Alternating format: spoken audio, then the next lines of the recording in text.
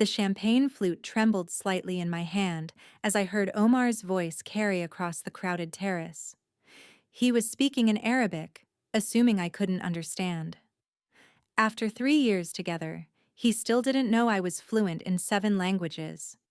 Before we jump back in, tell us where you're tuning in from, and if this story touches you, make sure you're subscribed, because tomorrow, I've saved something extra special for you. She stamps passports at the State Department, he laughed, gesturing dismissively toward me. Very important work, making sure the ink doesn't smudge. His cousin Tariq grinned, sipping his whiskey. And she supports you on that salary? How generous of her family's money. I turned away, pretending to admire the Georgetown skyline from our penthouse balcony, the balcony I'd purchased with my own salary. The salary of the director of the Central Intelligence Agency's Counterterrorism Center. A salary Omar knew nothing about because my real job was buried under layers of classified security protocols and a carefully maintained cover story. She's sweet, though, Omar continued in Arabic, his voice softening slightly. Naive, trusting. It makes things easier. My fingers tightened around the crystal stem. Easier for what, exactly? Omar, Habibi. His mother called from inside, still speaking Arabic. Come help with the music. Your fiancé looks lonely out there anyway. She probably can't even follow our conversation. I smiled politely as Omar brushed past me, planting a distracted kiss on my cheek. You okay, babe? You look tense. Just tired, I replied, maintaining the persona I'd built so carefully over 3 years. Sophia Chen, mid-level State Department employee. Boring, conventional, forgettable. The truth was far more complicated. I'd met Omar at a diplomatic function where I was actually working undercover, tracking a terrorist financing network. He'd been charming, successful, the owner of a prestigious import-export business. Our relationship had seemed natural, easy. I'd kept my cover because that's what we do in my line of work. Relationships are complicated enough without adding classified intelligence operations into the mix.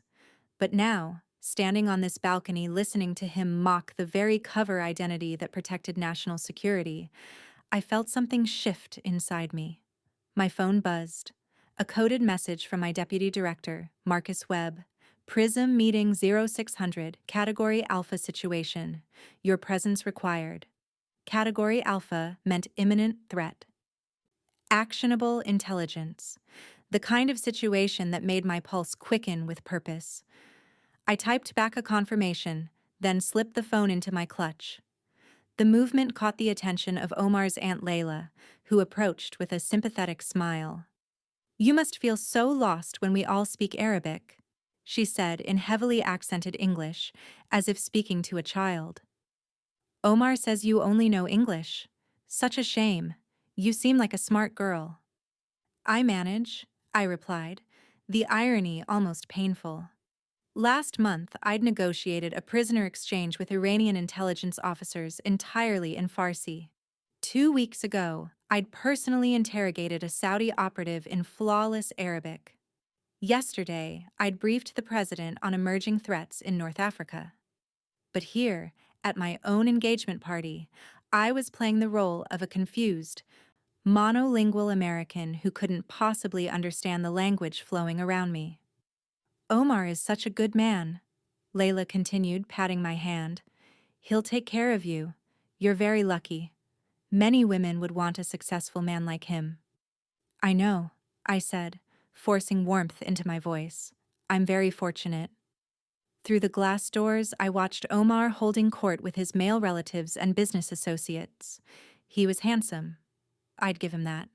Tall, with the kind of confidence that came from old money and older family connections.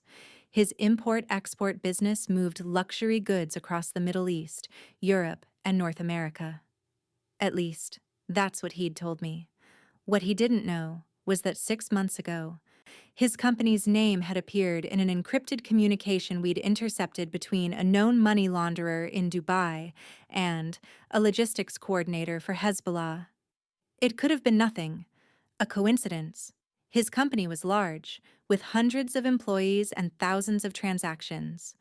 But I'd learned long ago that in intelligence work, coincidences were often just patterns we hadn't recognized yet. So I'd done what any responsible intelligence director would do. I'd launched a quiet investigation. Nothing official. Nothing that would appear in formal reports. Just careful watching, subtle inquiries, the kind of deep background work that my position allowed me to authorize without raising flags. What I'd found had been troubling. Not conclusive, but troubling. Shell companies in Cyprus that owned shell companies in Panama that ultimately connected to Omar's business. Financial transfers that seemed legitimate until you noticed the amounts were always just below reporting thresholds. Business meetings in Istanbul, Beirut, and Tehran that Omar had never mentioned. And then there were the phone calls he took in the middle of the night, stepping out onto this very balcony, speaking in rapid Arabic that he clearly believed I couldn't understand. I'd started keeping notes, recording conversations, building a parallel investigation that existed only in my encrypted personal files. Because if Omar was dirty, if he was involved in the very networks I'd spent my career fighting, then I needed to know. Not just as a CIA director, but as the woman wearing his ring. Sophia. Omar's voice pulled me from my thoughts. He was waving me inside, his smile broad and public. Come meet my business partner Rashid. He just flew in from Dubai. Rashid al-Mansouri. I'd memorized his file 3 months ago. Suspected facilitator of arms deals. Connections to Iranian Revolutionary Guard Corps. Never enough evidence to prosecute, but enough smoke to suggest fire. And now he was in my home, shaking my hand with a smile that didn't reach his eyes. Charming, Rashid said in English, though I'd heard him speaking perfect Arabic moments before. Omar has told me so much about his American fiancé. You work in, what is it? Government administration? State Department, I replied, keeping my voice light and slightly uncertain, as if I were intimidated by these successful men. Just basic visa processing. Nothing exciting. Ah, Rashid nodded, his interest clearly waning. Perfect. How? Practical. As they steered the conversation toward business, I played my part. The quiet fiancé, the woman who didn't understand the rapid Arabic flowing around her. The simple government worker who wouldn't recognize the coded language of international smuggling if it slapped her across the face. But I caught every word. Preparing and narrating this story took us a lot of time, so if you are enjoying it, like this video, it means a lot to us. Now, back to the story. They were discussing a shipment. Electronics, supposedly. High-value semiconductors being moved from Taiwan through Singapore to Damascus. The conversation was careful, oblique, but I'd heard enough similar discussions in interrogation rooms to recognize the patterns. Omar glanced at me occasionally, checking to see if I was following. Each time, I smiled blankly, sipping my champagne, playing with my engagement ring, a perfect performance of ignorance. Your fiancé is very patient, Rashid said, switching to Arabic.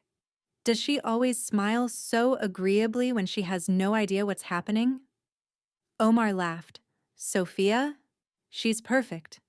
Beautiful, accommodating, and just smart enough to be interesting but not smart enough to be complicated.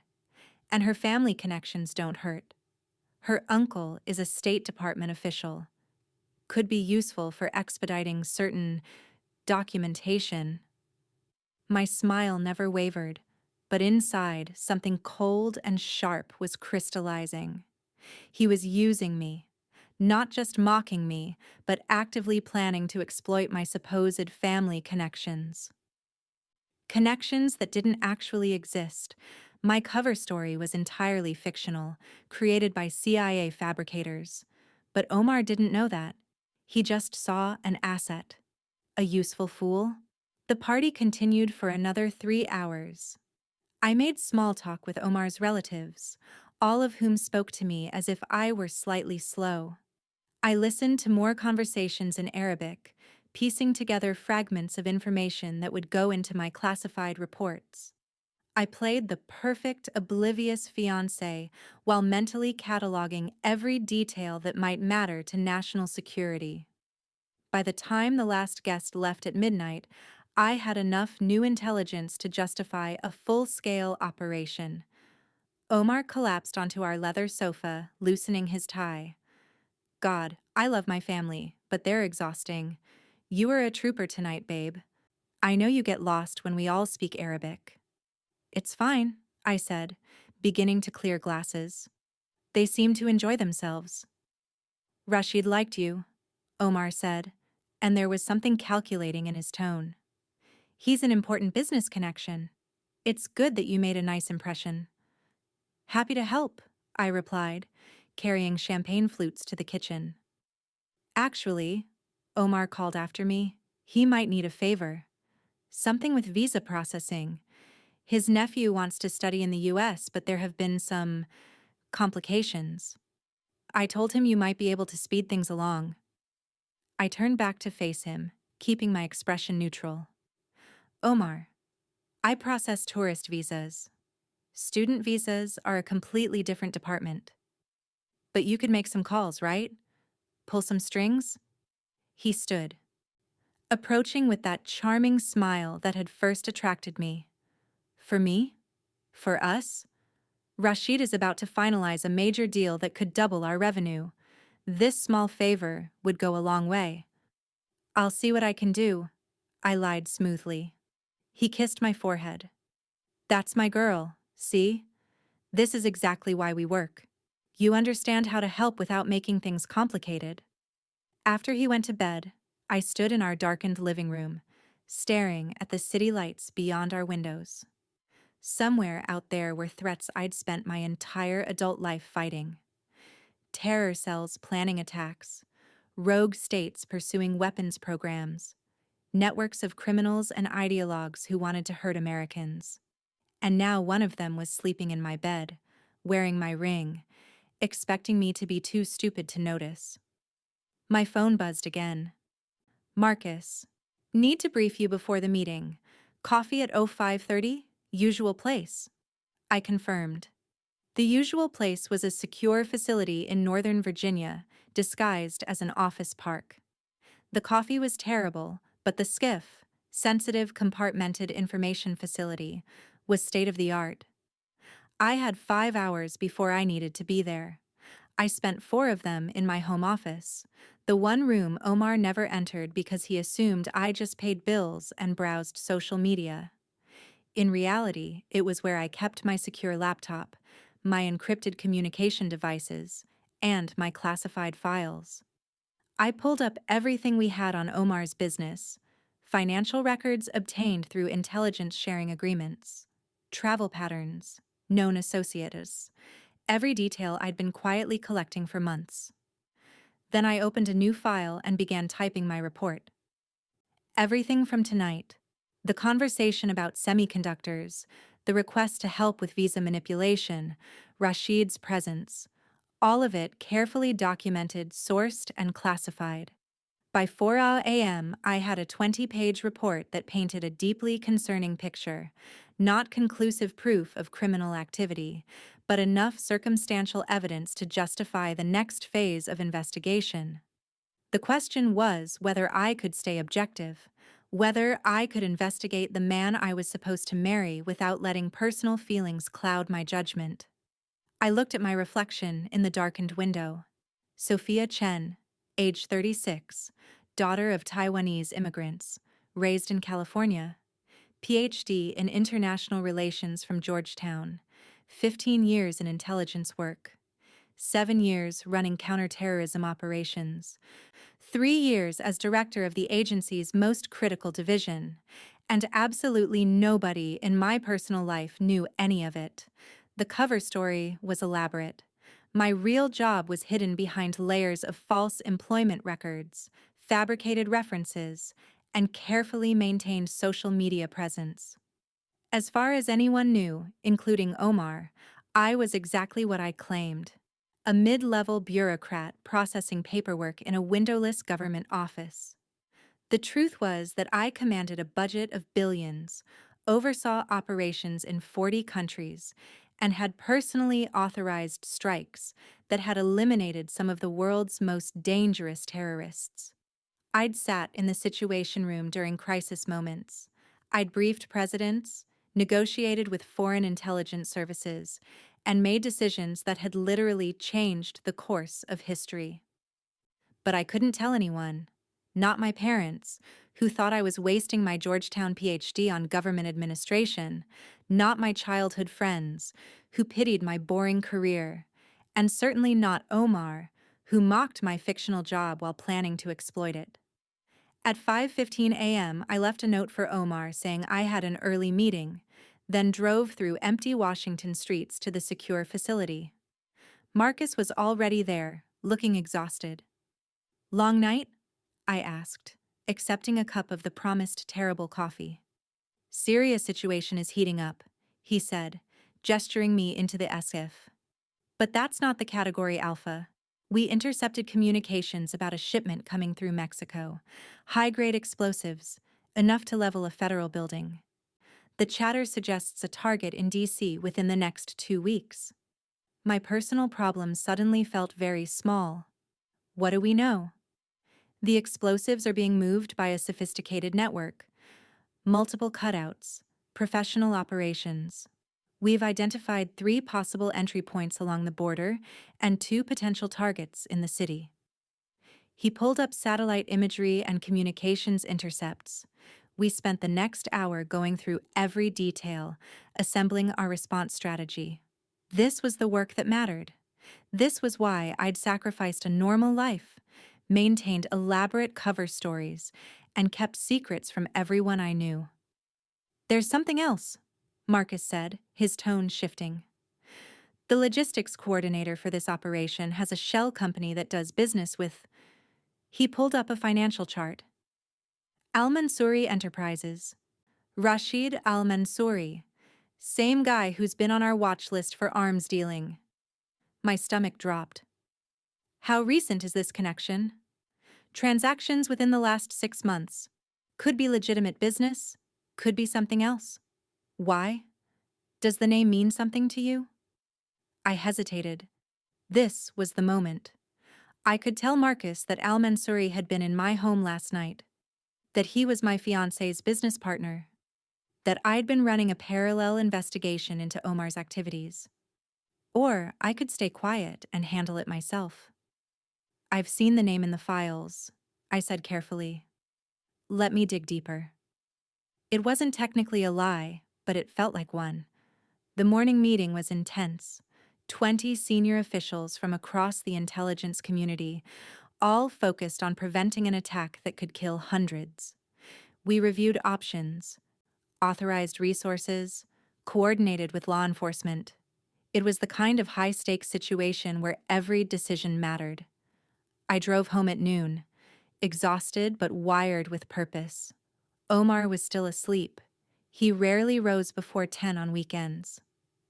I stood in the doorway of our bedroom, watching him sleep, and tried to reconcile the man I'd thought I knew with the man I was increasingly certain I didn't know at all. My phone buzzed.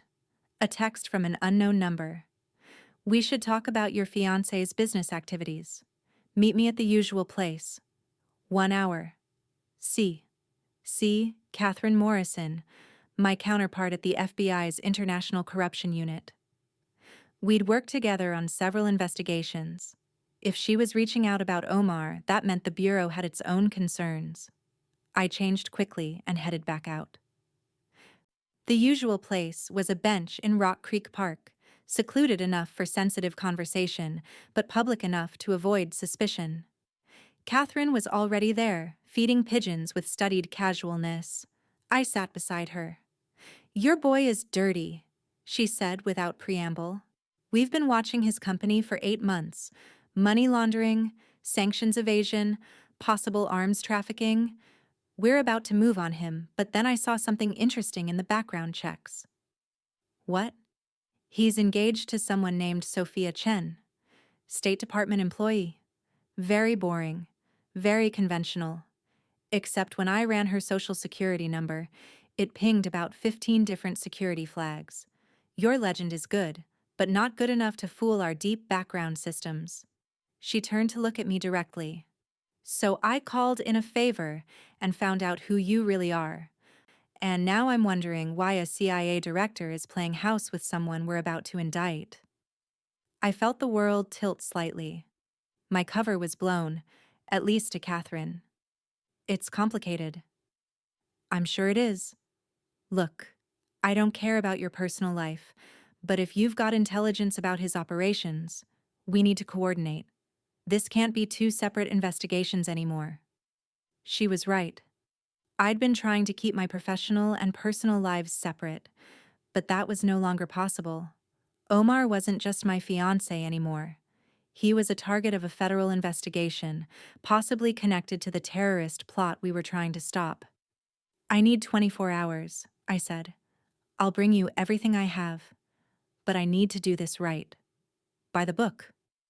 Catherine studied me for a long moment. 24 hours. Then we move. With or without your cooperation. And Sophia, get out of that house.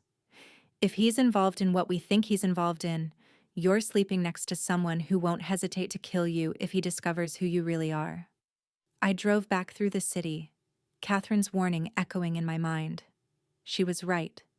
If Omar was involved in terrorist operations, if he discovered my real identity, I'd become a liability, a loose end to be eliminated. But I couldn't just disappear. Not yet. I needed to know the full extent of his involvement, whether he was an active participant or an unwitting facilitator, whether the man I'd spent 3 years with was a criminal or just a fool. And I needed to know before I made the biggest mistake of my life, or caught one of the biggest threats to national security. When I got home, Omar was awake, dressed in casual designer clothes, scrolling through his phone. He looked up with a smile that still had the power to make my heart skip. There you are, I was about to call. Rashid wants to have lunch with us.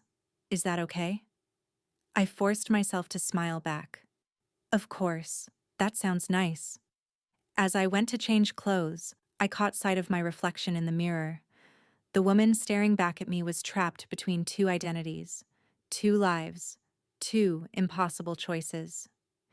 In 12 hours, I would have to decide, was I Sophia Chen, the devoted fiancée willing to believe the best about her future husband? Or was I the director of the CIA's Counterterrorism Center, whose oath demanded that she put national security above personal feelings? The answer should have been simple, but standing there, looking at the engagement ring on my finger and thinking about the classified files in my office, I realized nothing about this situation was simple at all.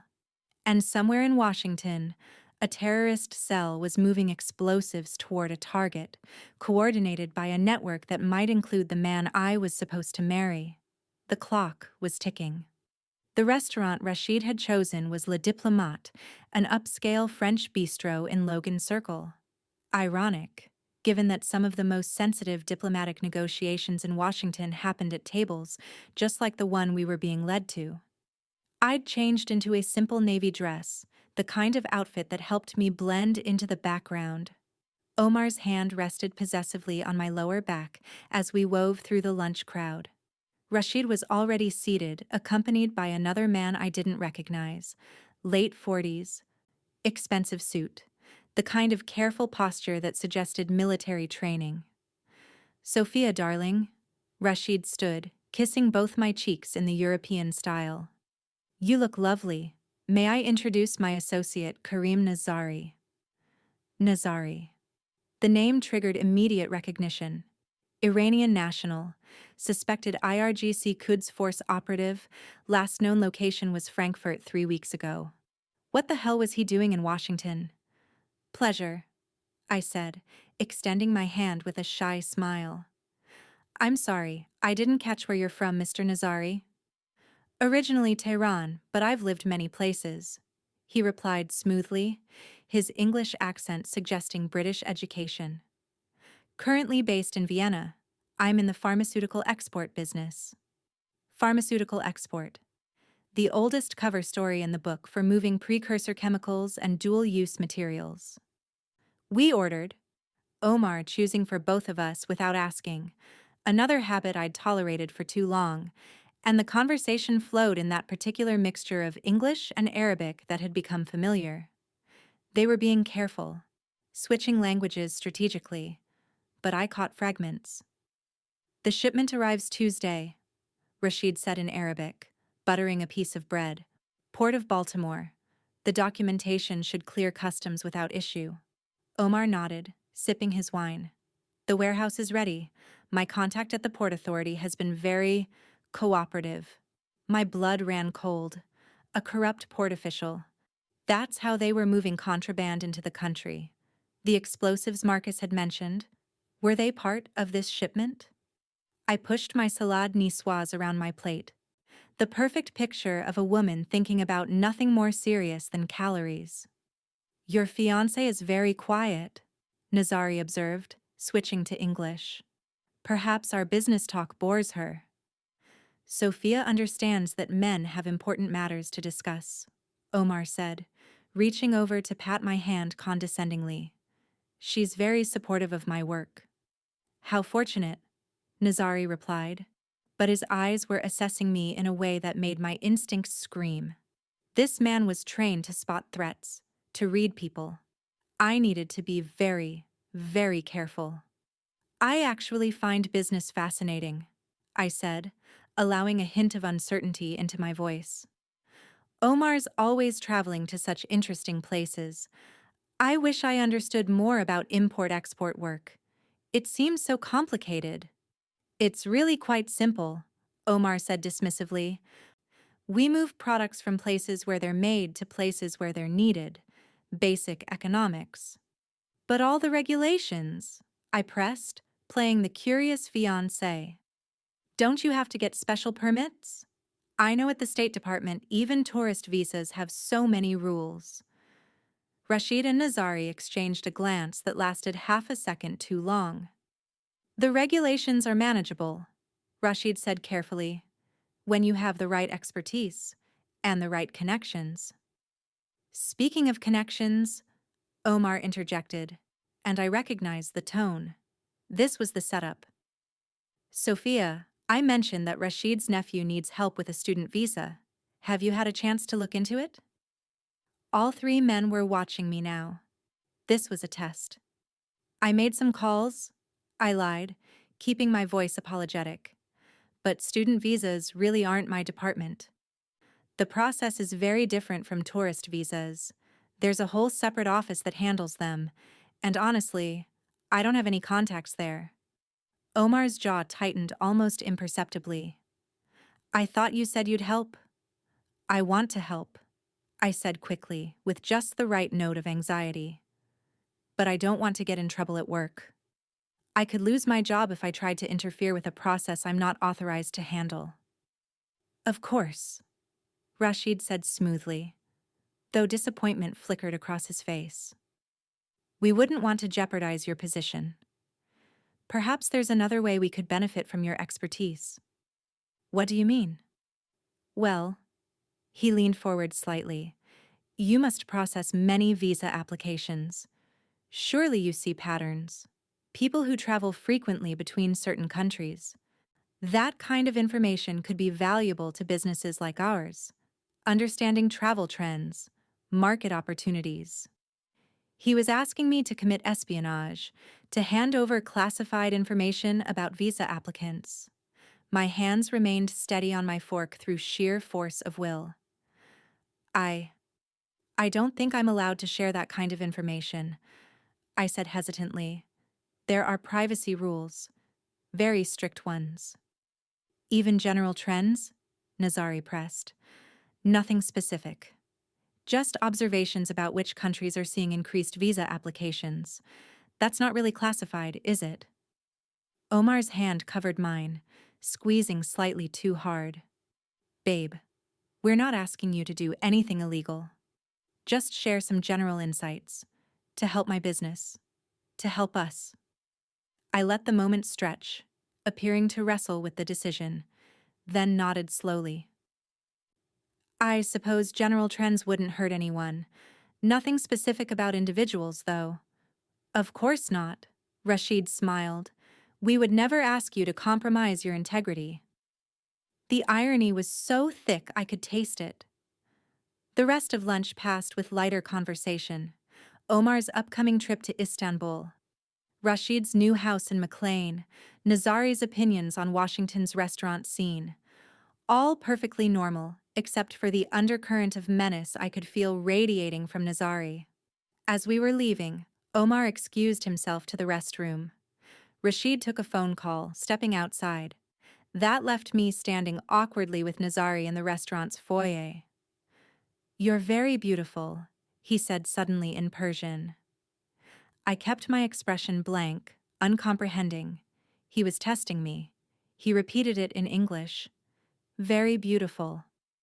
Omar is a lucky man." "Thank you," I replied, uncomfortable but not understanding. "Perfect."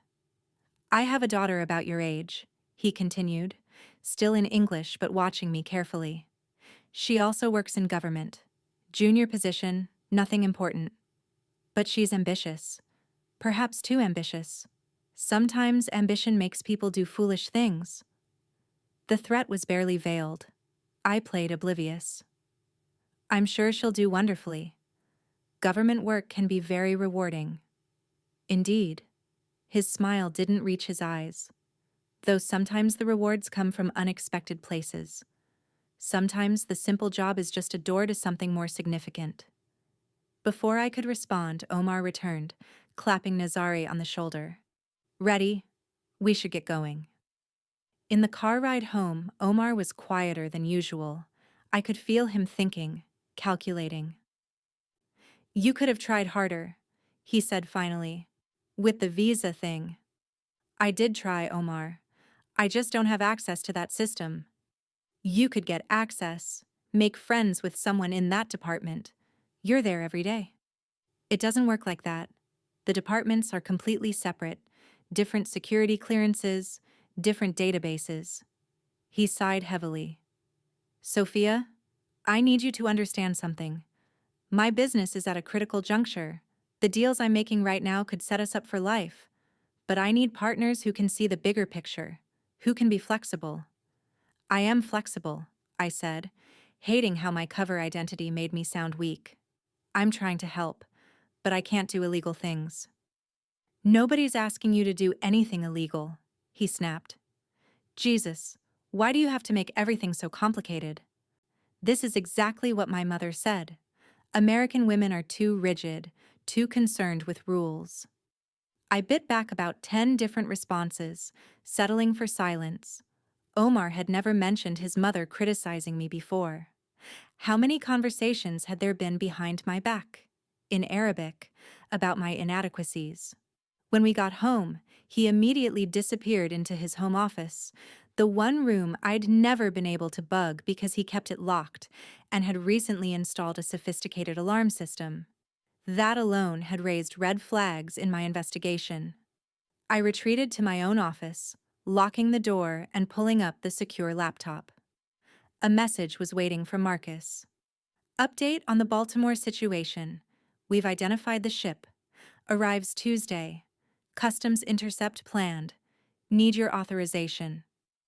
Tuesday. The same day Rashid had mentioned.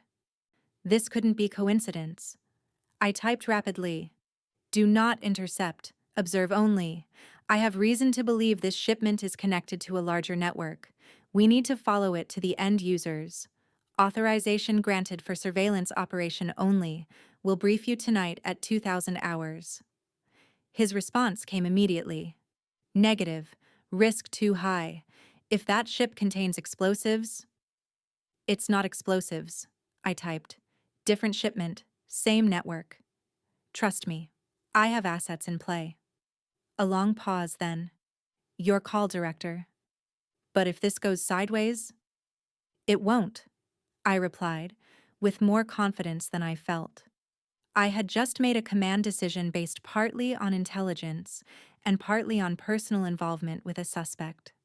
It was exactly the kind of conflict of interest that could end careers, or worse, get people killed. My phone buzzed. Catherine Morrison. Running out of time. FBI wants to move Monday. Need your intel now. Monday. Tomorrow. Less than 24 hours to decide whether to burn my cover, end my engagement, and potentially spook a terrorist network before we could roll it up completely. I began typing a detailed report, documenting everything from the party to today's lunch. Every conversation, every suspicious comment, every red flag. As I wrote, I tried to separate my feelings from the facts. Was Omar actually involved in terrorism, or was he just a greedy businessman dealing with shady partners? Was I being objective, or was betrayal coloring my analysis? A knock on my office door made me jump. I closed the laptop instantly, switching to my cover computer with its boring spreadsheets and mundane emails. Sophia? Omar's voice, conciliatory. Can we talk? I opened the door. He was holding a bouquet of roses, my supposed favorite, though I'd actually told him I preferred peonies. He'd never remembered. I'm sorry, he said, stepping into the room. I was harsh in the car. You're right to be cautious about your job. I just get stressed about business sometimes. It's okay, I replied, because that's what my cover identity would say. No, it's not. He set the flowers down and took my hands. Look, I know I don't always appreciate what you do, and I know my family can be intense, but you're important to me. This is important to me. He gestured to the ring on my finger. For a moment, I saw a flash of the man I'd thought I was falling for 3 years ago. Vulnerable, genuine. Then I remembered him laughing at my expense, mocking my supposed stupidity in a language he thought I couldn't understand. Rashid and Nazari, they're important business connections, he continued. But you're my future. I shouldn't have put you in an uncomfortable position about the visa thing. Forget I asked. Really? Really? We'll find another way. There's always another way. The words sent a chill through me. There's always another way. To get the visa approved? Or to get what they needed from the State Department? I have to make a call, he said, checking his watch. Business emergency, but tonight, let's order from that Thai place you like. Watch a movie. Just be us. Okay? That sounds perfect. He kissed me, and I forced myself not to recoil. How many lies were we telling each other at this point? Him, pretending I was important while planning to use me. Me, pretending to be someone I wasn't while investigating him for terrorism. After he left, I stood there for a moment, feeling the weight of all my decisions pressing down. Then I returned to my secure laptop and made the call I'd been dreading. The face that appeared on my encrypted video screen belonged to Director Patricia Hammond, my immediate superior, and one of only 5 people in the agency who knew every detail of my undercover status. Sophia, she said, reading my expression instantly, you're compromised. Not exactly, I said, and explained everything. The party, the lunch, the connections to the Baltimore shipment and Nazari's presence in D.C. Patricia listened without interrupting, her face carefully neutral. When I finished, she was quiet for a long moment. You should have reported this months ago, she said finally. The moment his business appeared in intercepts, you should have disclosed the relationship. I know. You've potentially compromised an investigation, put yourself at risk, violated about 6 different protocols. I know, I repeated. But Director, if I'm right about this, we're not just looking at sanctions evasion or money laundering.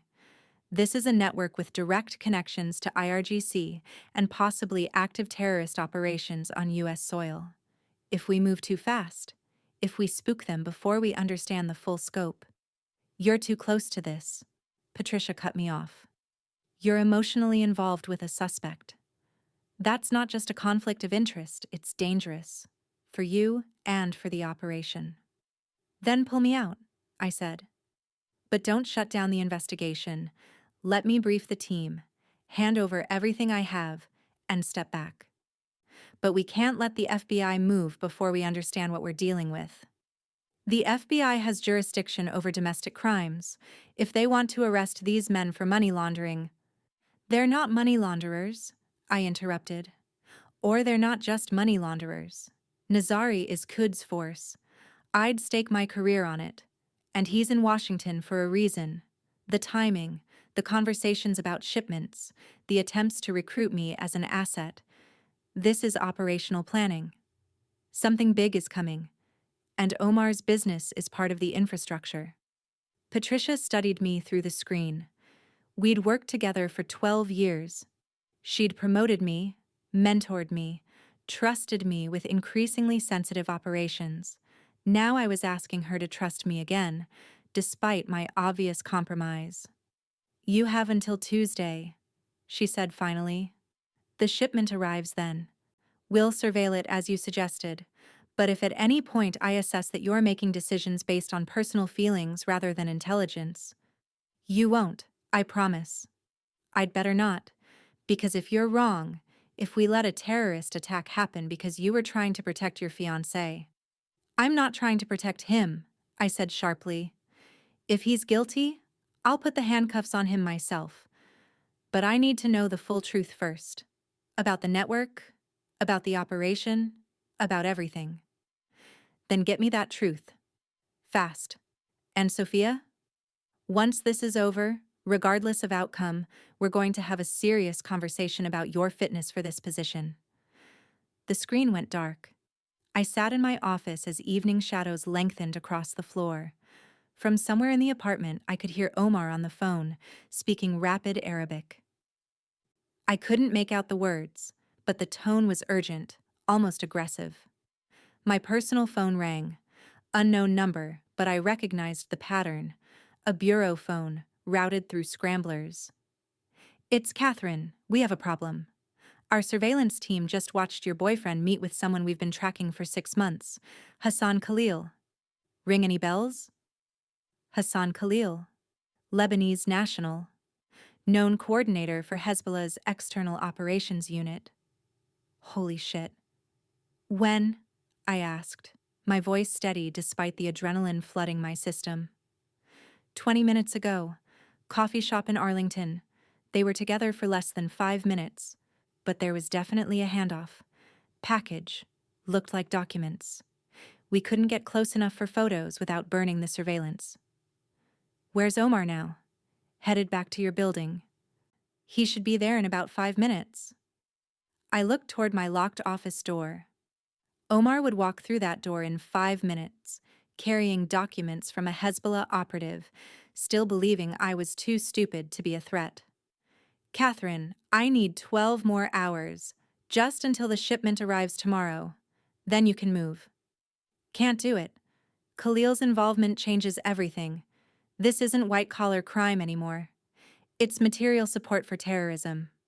We have to move now. If you arrest them now, you get 3 men and 1 shipment. If you wait, we might get the entire network. The financiers, the logistics coordinators, the operational planners. Please. A long silence. If there's an attack tomorrow because I listened to you, there won't be. I'll make sure of it. How? I'm the director of the CIA's Counterterrorism Center, I said. Trust me, I know how to stop a terrorist attack. I heard Omar's key in the front door lock. Call me in 12 hours, Catherine said, and watch your back. These people kill assets who outlive their usefulness. The line went dead as Omar walked into the apartment. Sophia? He called out. Ready for that Thai food? I emerged from my office with a smile on my face, my heart pounding like a war drum. Starving, I said. I'll order while you change. As he headed to the bedroom, I saw it. The slight bulge in his jacket pocket. The package from Hassan Khalil.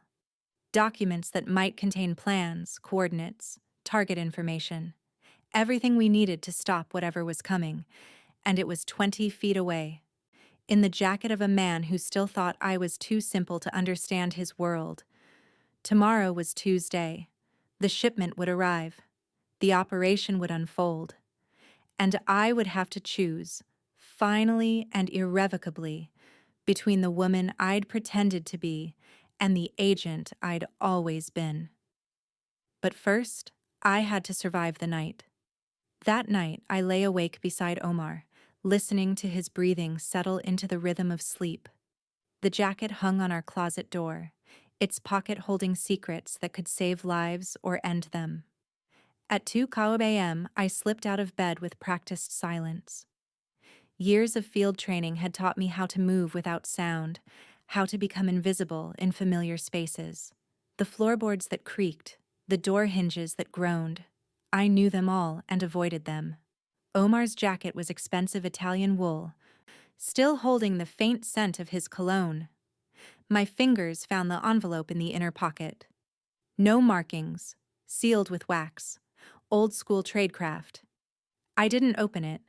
Instead, I photographed it from every angle with a specialized camera that could capture microscopic details, then carefully used a fiber optic scope to examine the contents without breaking the seal. Years of technical training made the process smooth, efficient. Inside were shipping manifests, customs documents, and warehouse locations.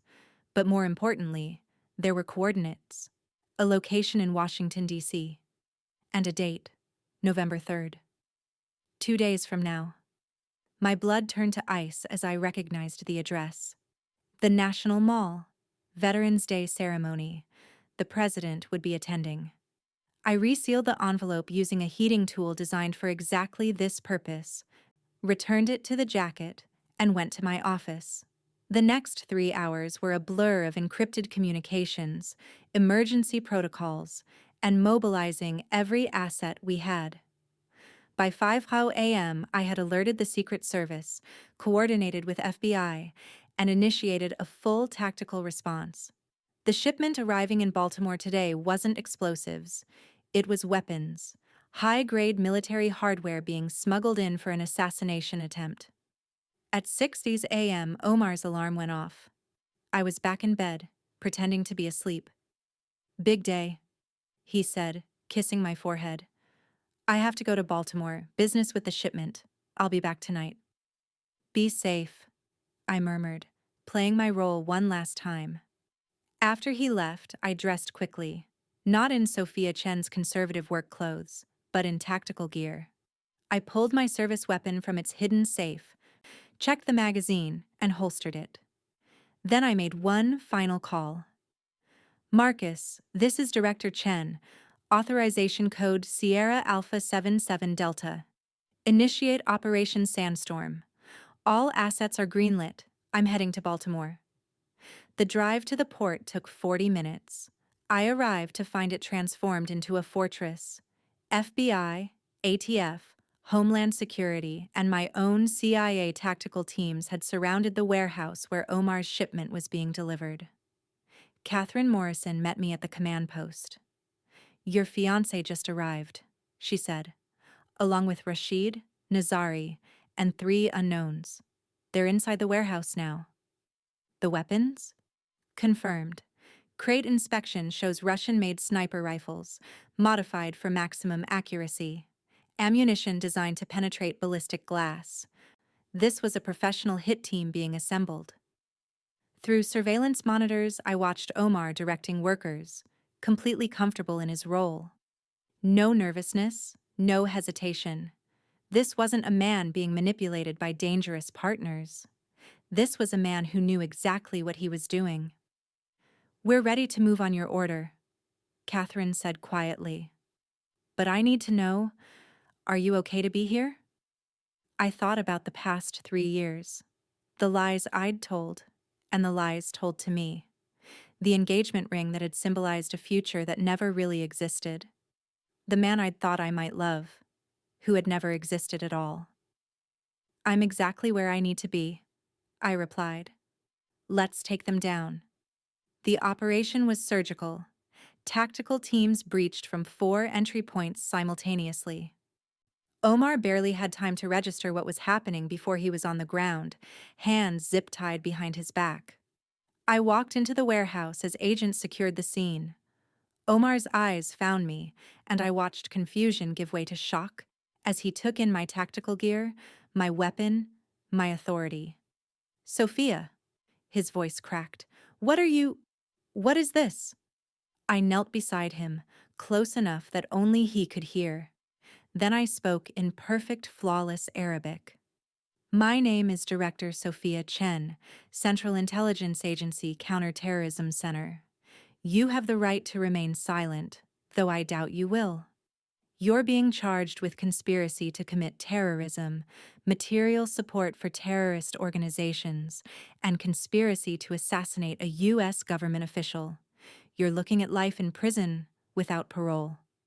The color drained from his face. "You speak Arabic?"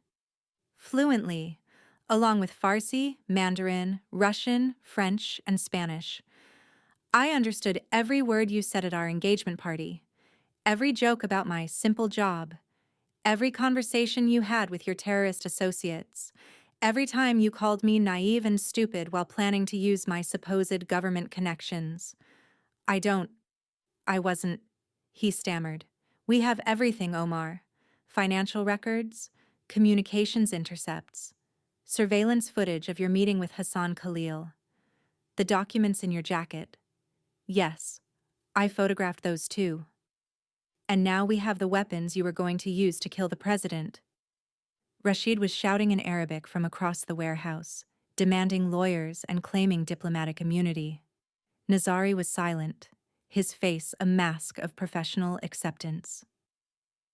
But Omar was staring at me like he'd never seen me before. "Who are you?" he whispered. "I'm the person who stops people like you," I said simply. "I'm the person you should have been terrified of from the moment we met. But you were so busy mocking my simple job that you never considered I might be something more." I stood, gesturing to the agents. "Get him processed, and someone call his mother. Tell her that her son's American fiancé wasn't too rigid about rules. She just had different rules to follow." Catherine found me outside the warehouse 20 minutes later.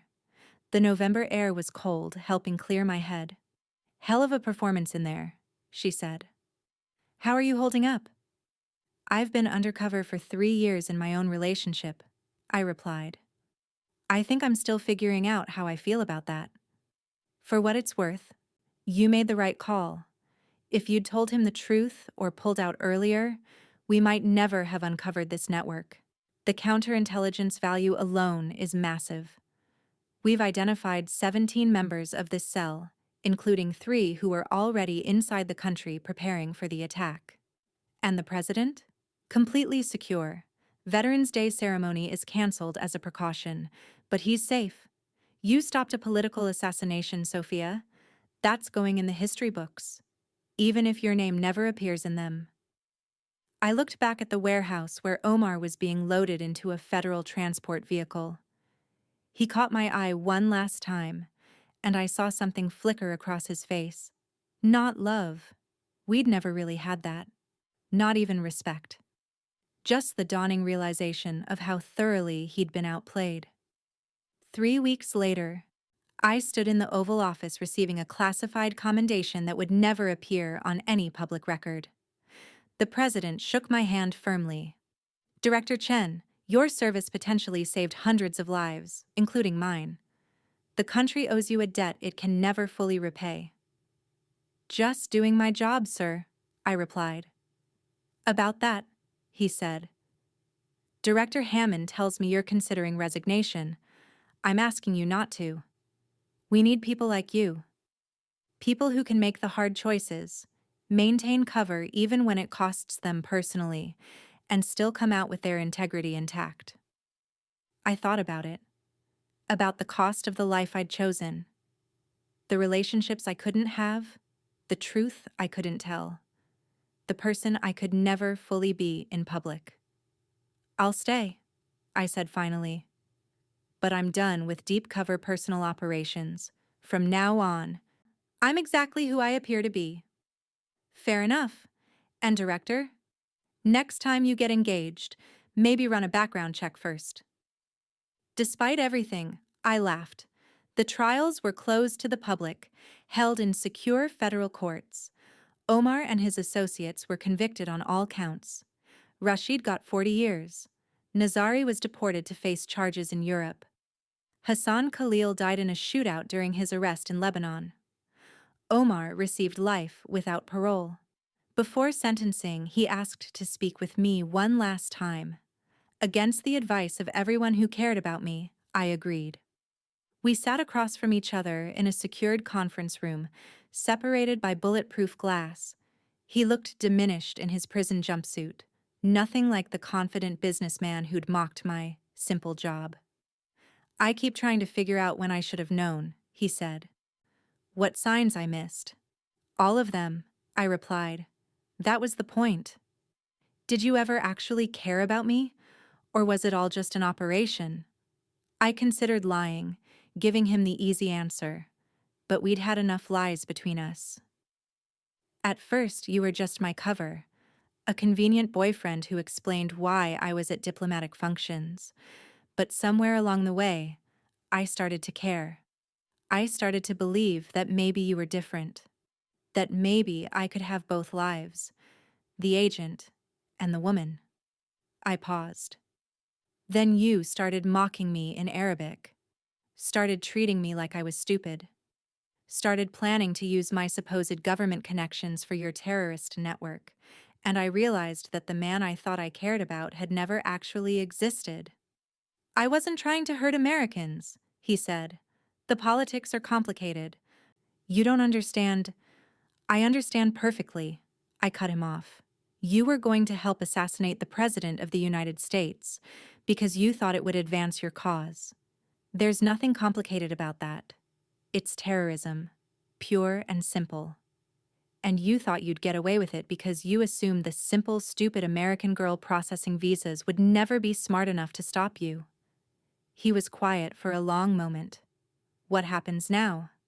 Now you spend the rest of your life in a federal supermax prison. Your assets are seized. Your family's reputation is destroyed. Your associates are either in prison or dead. And the terrorist network you were part of is completely compromised. We rolled up 17 cells across 4 countries because of the intelligence you led us to. And you? I go back to work. I continue doing my simple job, protecting America from people like you. I stood to leave. He called after me. Sophia, I did love you, in my own way. I know you won't believe that, but it's true. I turned back. You loved the idea of me, the compliant fiancé who made you feel powerful. You never loved the real me, because you never bothered to find out who I actually was. That was your fatal mistake. 6 months later, I was sitting in my actual office at CIA headquarters in Langley. No more pretending, no more cover stories. My assistant buzzed me. Director Chen, your 3 p.m. is here. Dr. Sarah Walsh from the Psychological Services Division. Send her in. The agency required therapy after operations like mine. 6 months of processing, working through the psychological impact of maintaining deep cover, of having my personal life completely compromised by my professional one. How are you feeling today? Dr. Walsh asked, settling into the chair across from my desk. Honestly? Relieved. For the first time in 3 years, I can just be myself. No more pretending to be someone I'm not. No more hiding my intelligence, my capabilities, my real job. Have you considered dating again? I laughed. Maybe someday. But next time, I think I'll try being honest from the start. Lead with, "Hi, I'm Sophia Chen, CIA Director." See how that works out? It might work out better than you think. Maybe it would. Or maybe this job wasn't compatible with normal relationships. But that was okay. I'd made my choice years ago when I took the oath to protect and defend. Everything else was secondary. My phone buzzed with an urgent alert. Another situation developing, another threat to assess, another operation to plan. The work never stopped. The threats never ceased. But neither did we. I picked up the phone. Director Chen, what have we got? As I listened to the briefing, I felt it again. That sense of purpose that had driven me from the beginning. This was who I was. Not Sophia Chen, the simple State Department employee. Not even Sophia Chen, the fiancé. I was Director Sophia Chen, and I had work to do. The engagement ring sat in an evidence locker somewhere, tagged and catalogued as part of the case file. I didn't miss it. It had represented a lie, a fantasy, a relationship built on mutual deception. What I had instead was the truth. The real me, finally visible. The woman who spoke 7 languages, commanded covert operations across the globe, and had prevented a presidential assassination while her targets mocked her intelligence in a language they thought she couldn't understand. Omar had been right about one thing. I did have a simple job. I simply protected America, and I was damn good at it. Up next, you've got 2 more standout stories right on your screen. If this one hit the mark, you won't want to pass these up. Just click and check them out. And don't forget to like, subscribe, and turn on the notification bell so you don't miss any upload from us.